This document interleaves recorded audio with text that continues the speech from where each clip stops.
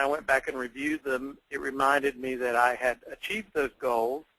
And, when you're in kind of a funk, as correct, many folks have been with the economic downturn recently, that's the kind of stuff that I find for myself builds momentum if I can be reminded of my successes. And journaling is just a great tool for that.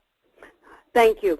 And Jeff, you highlighted some of the various things. There are so many ways to build journaling in. I came across someone early on in this work who used to keep a file. Every time a client wrote a good note, a friend wrote a good note, she actually kept a separate file. And when things weren't going well, she went to that file and just reread them. I have a habit of tagging statements because I'm a person who loves one-lines. And I always say that I want to live my life in one-line statements.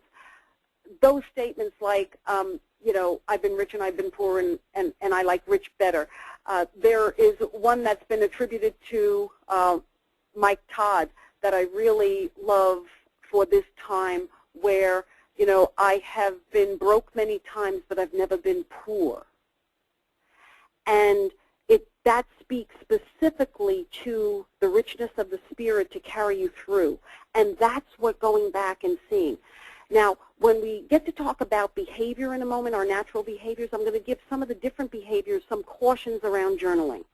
Because thinking is something that no matter what your natural behavior, it is something that we can all get into.